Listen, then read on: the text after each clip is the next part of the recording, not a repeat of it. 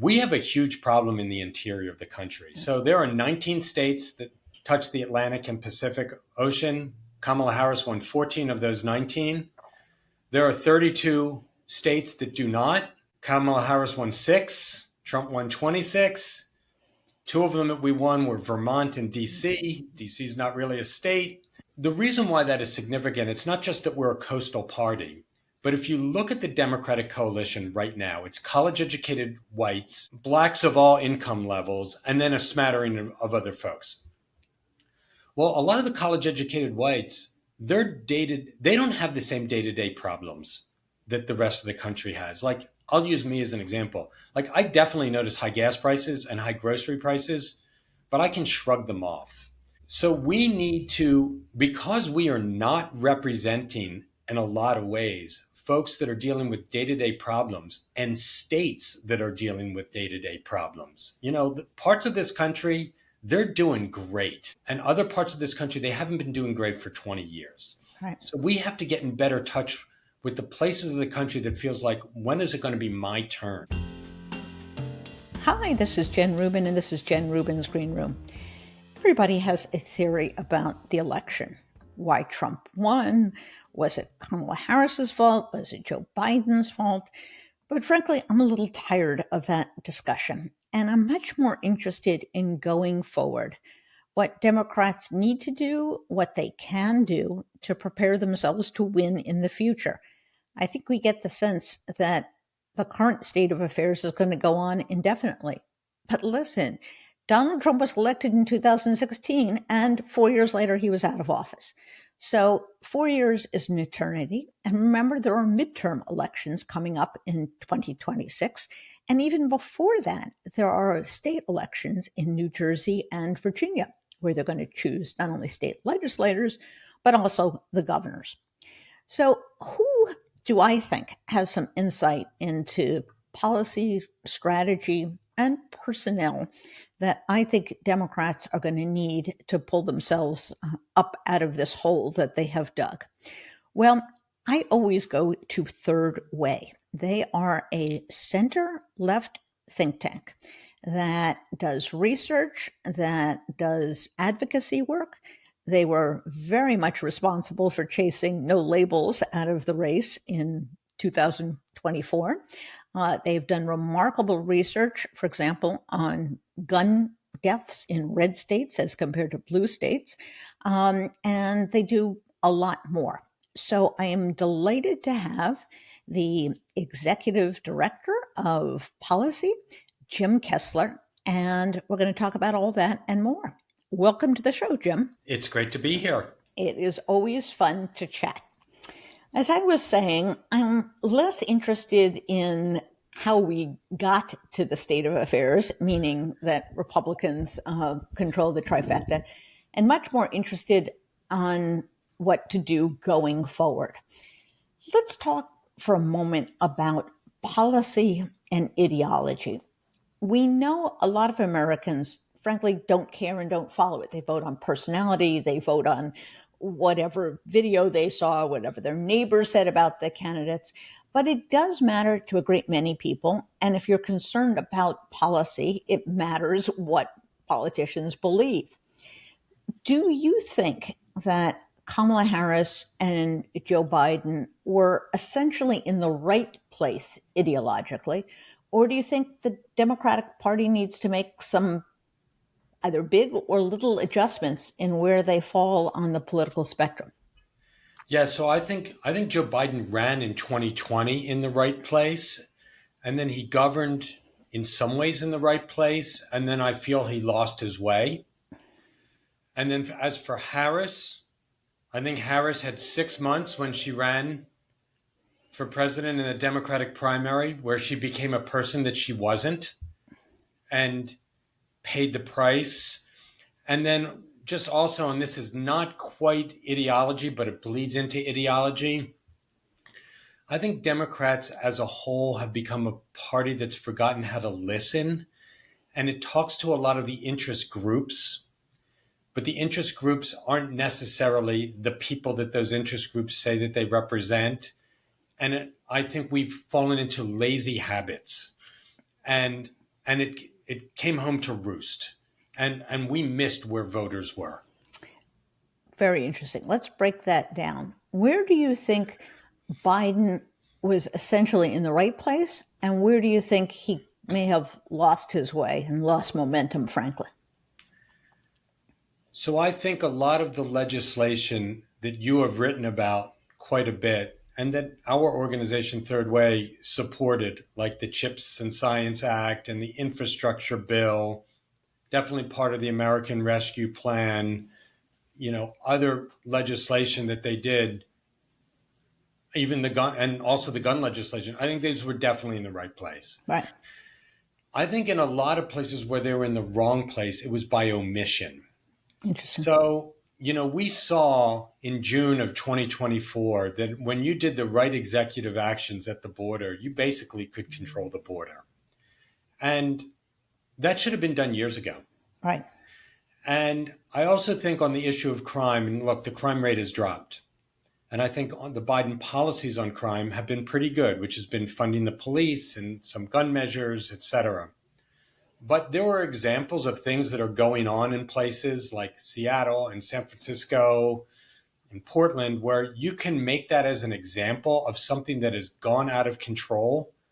And as a president say, this can't continue, and send a signal to voters that you won't tolerate chaos. And I think they didn't do that because they didn't want to offend anybody. And as a result, they lost the middle. What you have described is something that I call a muscular progressivism. In other words, that the American people basically like the government doing constructive things, not taking over industries, but helping private industry get going in the right direction, helping working people to manage their lives more easily. But they also care very much about personal security, which is what you're talking about. They care about it in foreign policy. They care about it at the border. They care about it on crime. And simply citing the statistics back to them did not seem to do the trick, because everybody has a personal experience. They know someone who is the victim of crime, or they go into the drugstore and they see those cabinets that are locked up that drive everyone crazy. That may seem like a small thing, but it's actually a pretty big thing because it's in their face every day. What are the kinds of things? And by the way, I think Kamala Harris got it better in the campaign, certainly than she had in 2018, 2019, and frankly, a little bit better than Biden did during the campaign, because she leaned back into her role as a prosecutor, talked about drugs, talked about crime. What are the kinds of things that Democrats should be saying and doing which convinces the average American that they get it, that they understand these kinds of big and little problems that arise from crime? Right. And I agree with you. I think Kamala Harris really did move in the right direction. I thought she ran, I wouldn't give it an A+ campaign, but it was an A- campaign, which is usually good enough. And she was also carrying a lot of anvils behind her. Right. Some of her own making from 2018, 2019, some not of her own making. Look, I think part of this is you have to acknowledge what voters are experiencing. And I know in this town, I was hearing from definitely retail organizations about like shoplifting being a huge problem. Yep. And then, of course, I can just walk into the CVS in Silver Spring, Maryland, and or the Safeway in DC, and it's like it's almost on lockdown. These places. So one of the things is like, don't deny people's personal experience. Right. The other thing I'd say is, I think Democrats have fallen into the habit, and it's not a bad thing. It's just they're overusing we're the party of the future muscle. Yeah. So you look at all the things like infrastructure, the CHIPS bill, investing in kids, investing in prevention, investing in schools. It's all about the future.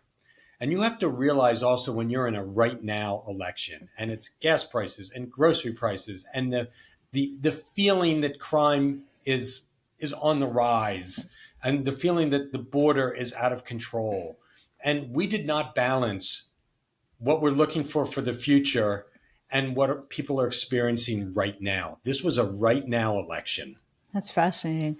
You know, what you were saying really gets reflected in the best of the Democratic candidates. I did an interview recently with Tammy Baldwin, and she talks about going to counties and reminding them, hey, I was the one who got you the small business loan to help you get through the winter where there wasn't enough snow for the snowmobile business. I was the one who helped make sure that Obamacare allowed you to keep your child on the insurance plan until age 26.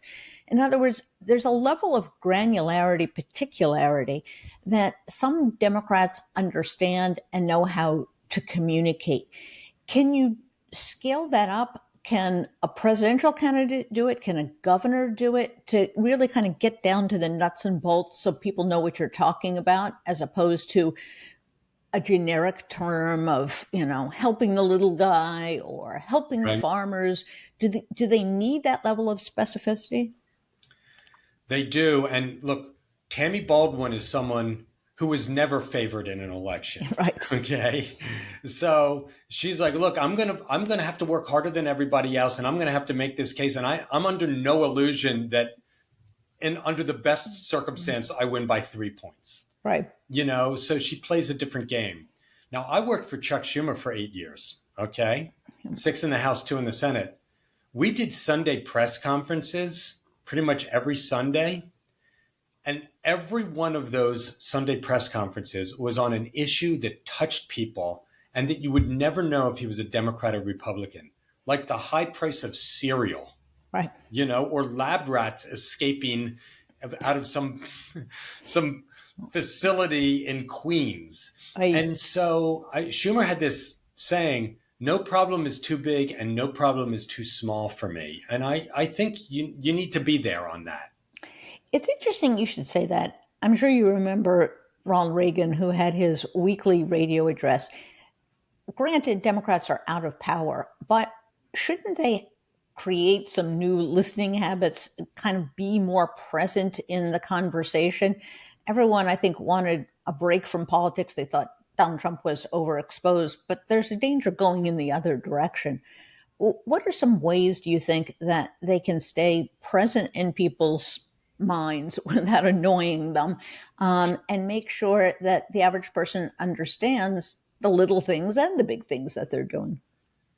Yeah, so I think they need to get out. I think you need to get away from the groups. Okay. I think you just, polling isn't listening and talking to the groups isn't listening. Right. So I think going out there and doing some listening. The other thing is this. We have a huge problem in the interior of the country. So there are 19 states that touch the Atlantic and Pacific Ocean. Kamala Harris won 14 of those 19. There are 32 states that do not. Kamala Harris won 6. Trump won 26. 2 of them that we won were Vermont and DC. DC is not really a state. And so the reason why that is significant, it's not just that we're a coastal party, but if you look at the Democratic coalition right now, it's college-educated whites, blacks of all income levels, and then a smattering of other folks. Well, a lot of the college-educated whites, they don't have the same day-to-day problems that the rest of the country has. Like, I'll use me as an example. Like, I definitely notice high gas prices and high grocery prices, but I can shrug them off. So we need to, because we are not representing in a lot of ways folks that are dealing with day-to-day problems and states that are dealing with day-to-day problems. The parts of this country, they're doing great. And other parts of this country, they haven't been doing great for 20 years. Right. So we have to get in better touch with the places of the country that feels like, when is it going to be my turn? Right. It's interesting. I've looked to, perhaps because they're the highest ranking officials that are still Democrats, but the governors. We really do have a tremendous group of governors. And I'm not saying that just to be flattering. But when you look back, you have some of the more dynamic, the most innovative, and they do win in the heartland. They do win in Illinois, Michigan, Wisconsin. What do they get that other Democrats need to pick up on? And are they better at maintaining a presence in people's lives? Definitely. And mayors are special too. Yes. Because they're dealing with everyday things. They're dealing with storms, Yeah. and snow removal. No president is dealing with snow removal. Once upon a time, senators never were getting elected. Remember, it was always governor, governor, governor. And then Barack Obama got elected. That sort of broke the streak. And then Joe Biden again. And look, I think for Democrats, if you want to get back in touch, probably governors are the right way to go. I mean, look, Kamala Harris ran a great race. She wants to run again. She'll be the prohibitive favorite. Not a knock against her. But boy, governors are closer to the ground, right. And they win in the interior, as you have pointed out. Yes. So if you want to capture those people, it sure helps that there's someone who has a firsthand understanding of them. One of the issues that I have heard from Democrats, and I was talking to Abigail Spanberger, who is a rising star, for people who don't know, former CIA, elected to the House in 2018. She's now running for governor of Virginia. Very moderate, very plugged in Democrat. One of the things she says is people are sick of the negativity. Even if they agree with you when you're critiquing Donald Trump, they don't want to hear it. Is the message too reactive? Is the conversation too negative? Or are they just compelled to do that because Donald Trump is going to be doing a lot of terrible things that are going to hurt a lot of people? What's the balance between the positive and the negative, do you think? That is such a delicate balance out there because, people always say they hate negative, and a lot of times negative works. And I do think that Trump's negatives on Harris were more effective than Harris's negatives on Trump. Thought, I was out, spent a lot of time in Ohio, and they weren't necessarily Trump ads, but they were ads against Sherrod Brown, and you'd see those ads and be like, oh my goodness. Yeah. Look, we're in a society now where on everything you're fed the negative. Yeah. And if you're on social media, like the algorithms are designed, they're designed to make you angry. This is an angry country. And, I think Harris tried to be positive and tried to bring joy out there. And, she had the challenge of having to define herself in 100+ days, because people didn't really notice her. But I think Spanberger's thesis deserves to be tested. Yeah. And I agree with you. I think she is a special one. And I hope she gets elected governor of Virginia, and I expect she'll be an excellent governor. I think, but her and some of the other governors you're talking about, Gretchen Whitmer, Jared Polis, Josh Shapiro and others, Pritzker and others, they're focusing on what we can do. Right. Right. And it's interesting. One of the things I think that doesn't get spoken about enough is not what Trump is going to do to people. He's going to do a lot of bad things, but the void, the vacuum that's going to be opened up if the federal government, for example, stops funding research or is more lax in drug enforcement or whatever it is. And that's where the governors kind of step into the breach. So saying that you're going to be there for your folks, even if the federal government is in some kind of tizzy, seems to be kind of a compelling message. And we've seen some of that. We've seen some compacts where the governors are trying to band together to buy vaccines or buy Plan B abortion medication. What are some of the positive things that governors can do either individually or collectively? So again, people know that they're fighting for them as opposed to some other big interest. Well, you definitely mentioned two of those, and I think there's going to be plenty on the healthcare side Right, because um, it's it's hard to know what the extent of the damage that could be caused to right, Obamacare and Medicaid and the CHIPS program, which is for child health, and vaccines, and also on contraception. So I think that is a target-rich area, yeah, for governors to find solutions that that affect people, that touch people. There are some places where they're going to be helpless. Like if there are Trump tariffs and that grinds the yeah, economy, I mean, then you're just trying to bail out the damage right. at that point. Right. But that then does give Democrats certainly a rallying cry. One of the things that has aggravated people from time immemorial, and it got worse during COVID because the schools were closed, was education. Trump's answer to everything is close down the education department. And Democrats too often said, oh, keep the education department open. And people ask, like, what does the education department do? They just want something for their kids. What are some ways that Democrats have talked about and done things in the schools that have resonated with people, particularly in those areas in the heartland that you've been talking about?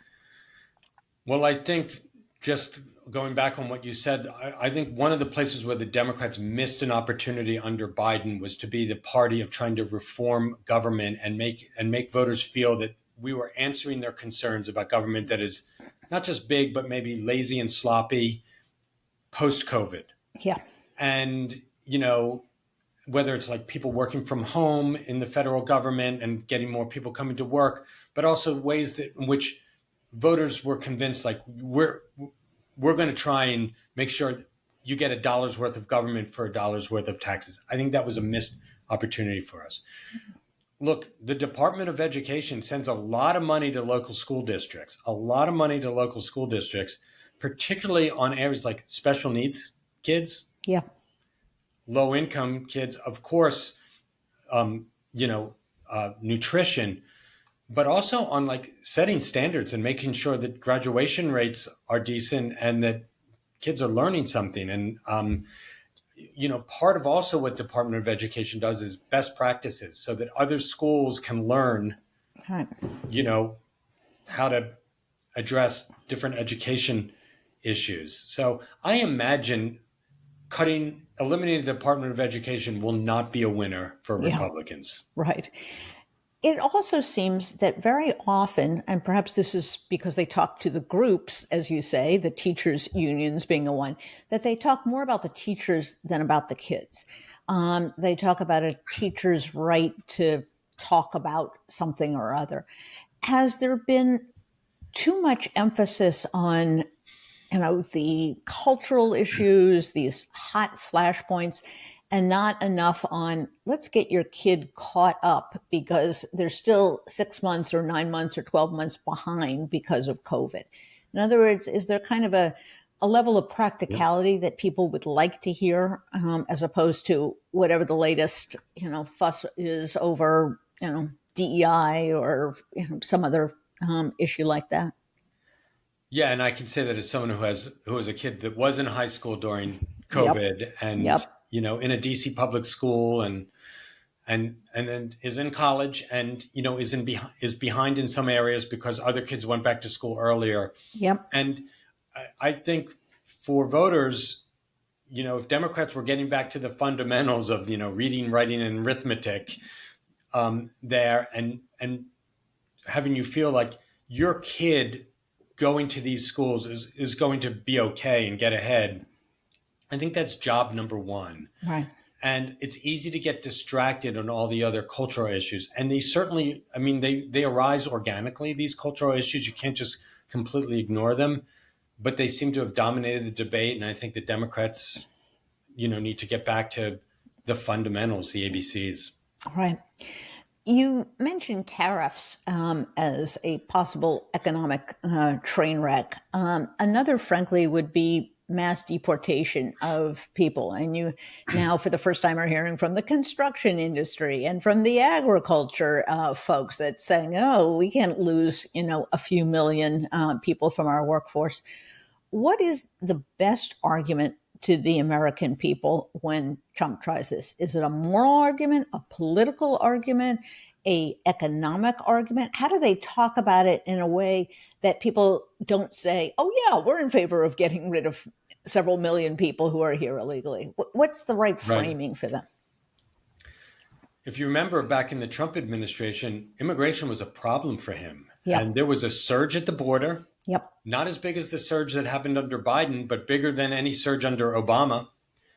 And then the child separation policies Right. bit them. In some ways, the pictures tell the story. And if we're seeing mass deportations, and you're right, there's going to be economic problems with that voters will feel. Yep. There will be, it's inflationary. Yep. Okay. And it's going to hurt a whole lot of businesses. I mean, it's stagflationary, Yes. to be honest with you. Yes.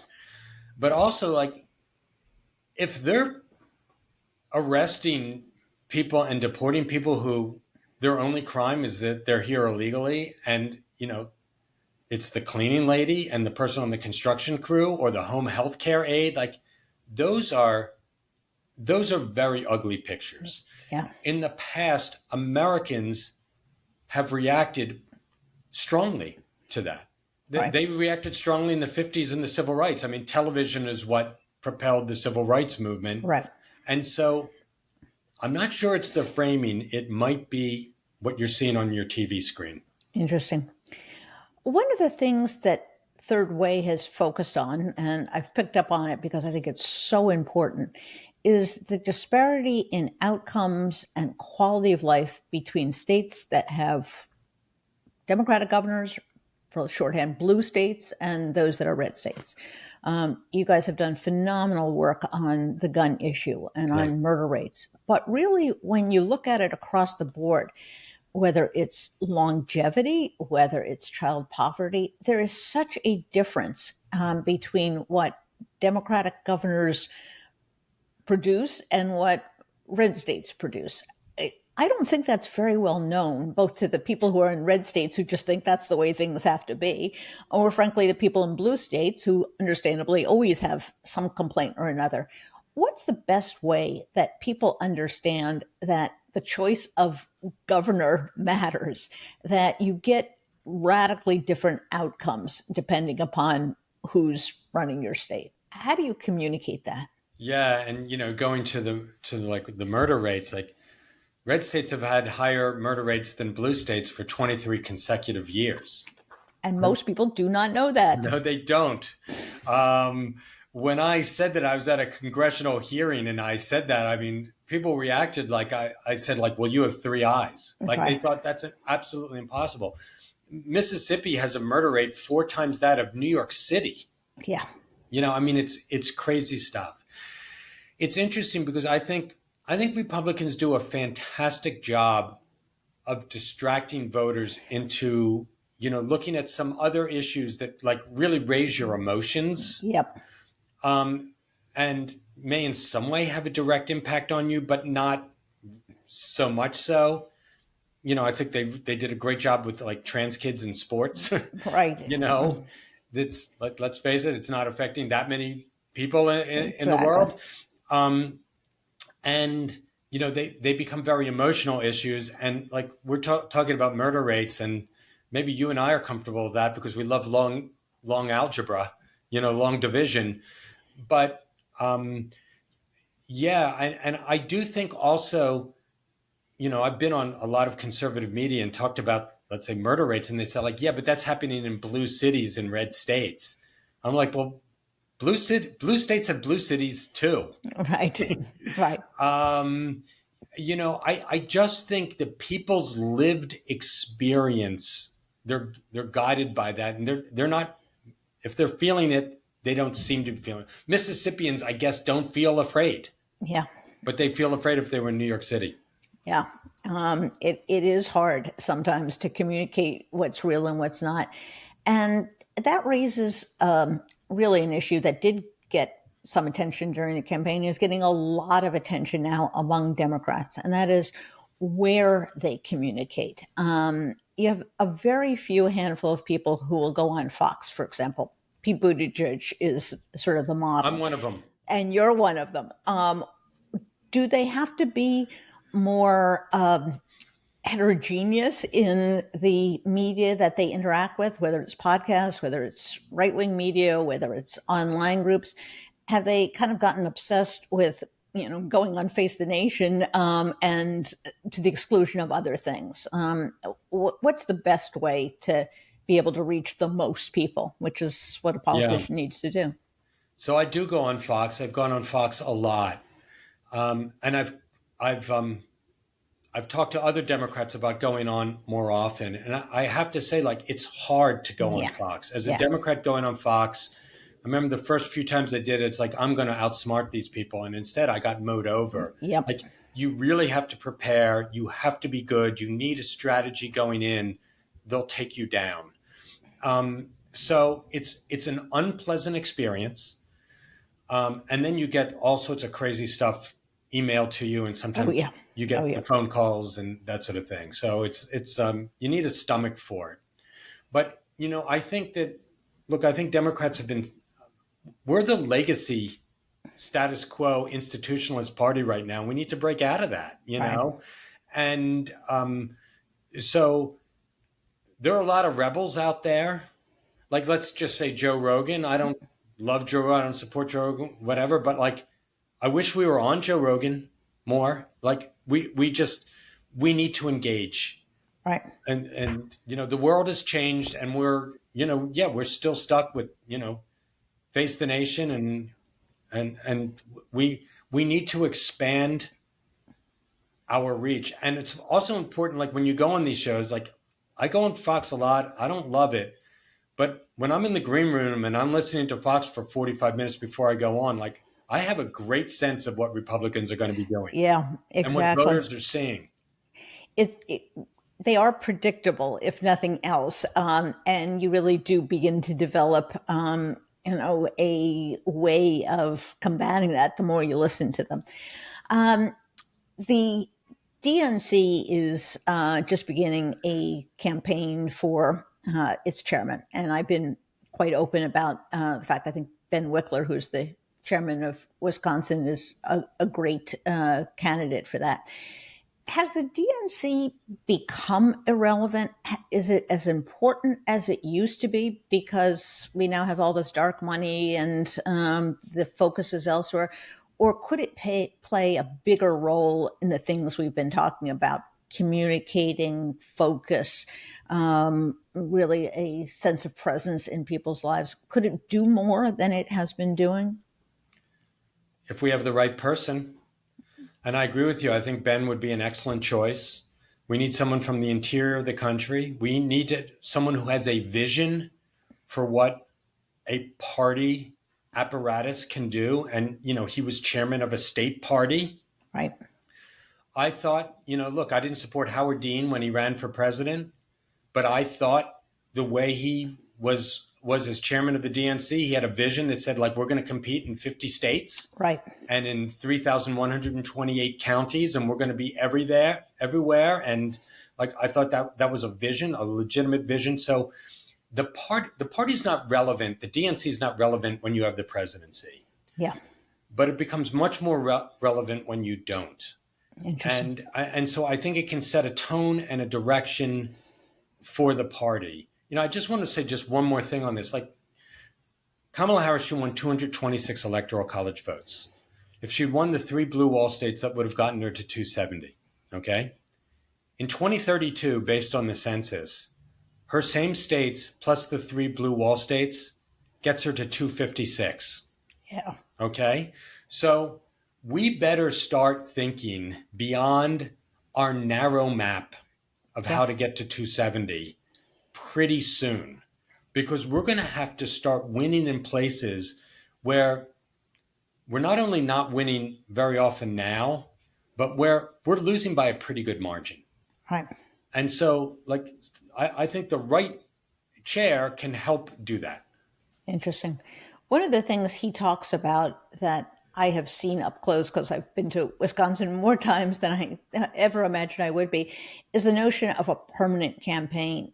And I think what he means by that is building on each win.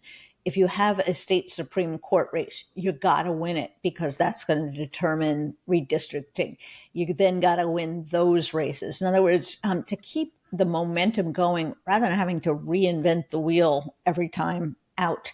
Do you think that's possible to spread that kind of mantra to other states so that you keep the core of active volunteers, you keep people engaged to continue to press the issues? I think it's a good idea to do it because not only are you keeping voters engaged, but you're communicating with voters, and that's going up and down the chain. Yeah. And that's, I think, part of the active listening that I feel that Democrats have to do. And I would also say that, Democrats are really focused on winning 2 years from now, 4 years from now. But I think really starting about 50 years ago, Republicans were focused on winning 10 years from now, 20 years from now. And they planted a lot of seeds in a lot of different places that, are bearing fruit today. Now it is a wholly different Republican Party than the one that was envisioned in the 70s and 80s when this was really happening. Right. I think it is a perverse version of that. But they've done very, very well at the local level and of course, now at the national level. Right.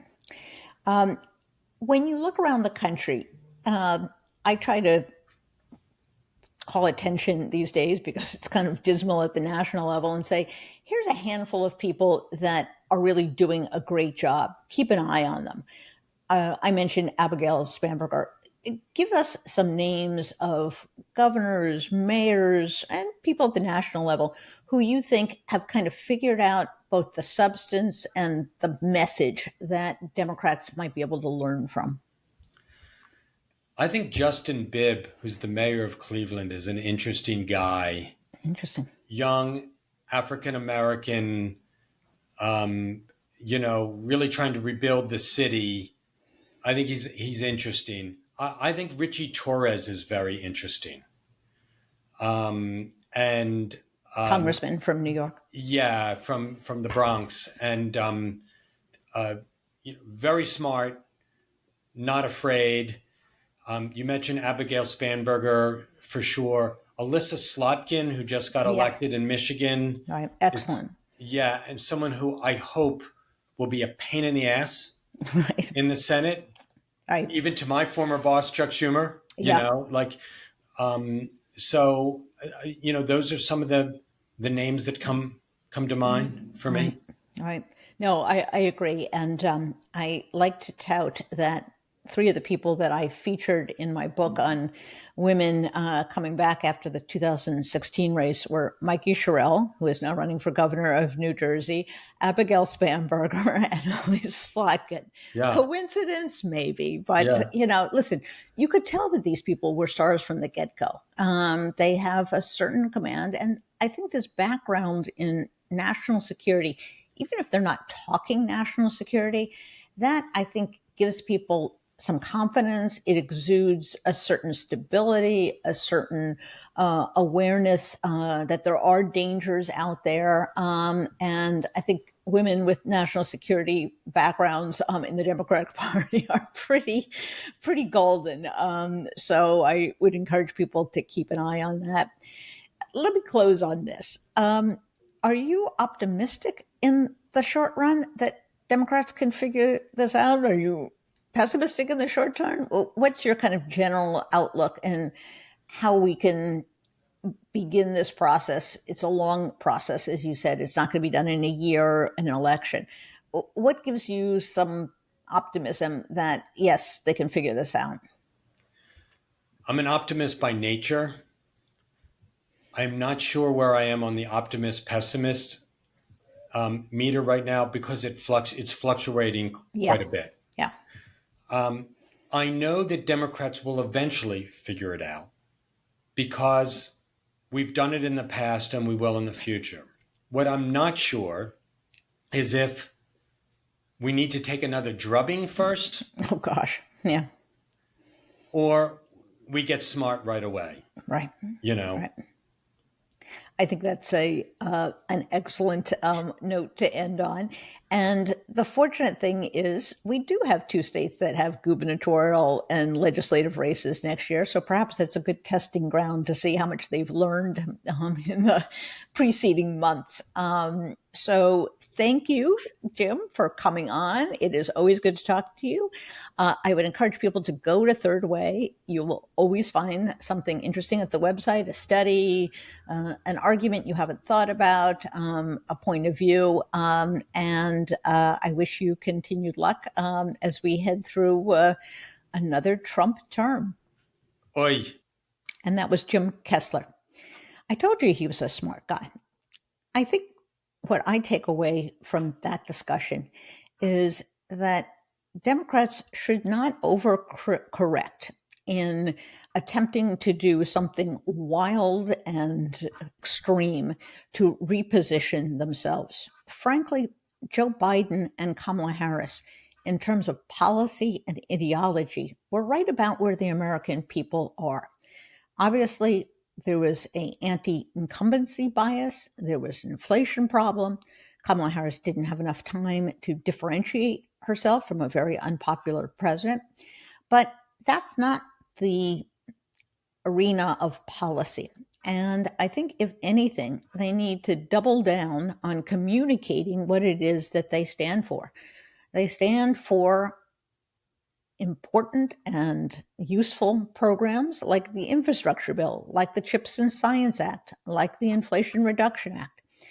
And I think Jim is right that they need to double and triple down on an approach to the border, to foreign policy, and to crime that convinces Americans they have their interests at stake, that they have their interests in mind when they decide that they are going to craft policies that hopefully help the police and also maintain the police proper behavior and their, let's cut this, and the police's relationship with communities. So let's hope that in the months and years ahead, Democrats take that advice to heart. They need to develop candidates from the heartland, I think. They need to do a much better job communicating to all sorts of people. They have to get off, frankly, the Sunday talk shows, which have small audiences of people who don't need to be persuaded of everything. They know what they want and they know who they want to vote for already. They need to figure out how to communicate with the larger American public. And if they do that, and if they are able to tie Trump and the Republicans to the bad things that are going to happen because they have bad policies in mind, then I think they're going to pull themselves out of the slump. And I think the country will be fine. So a absolutely vigorous opposition to Trump, touting the accomplishments of skilled Democratic governors, and finding candidates who are appropriate to their districts and their states for 2026. That should be easy, right? Well, easier said than done. Let's wish them luck. If you enjoyed this program, you enjoyed our other programs, please tell your friends. They can follow us wherever they get their podcasts. Bye-bye.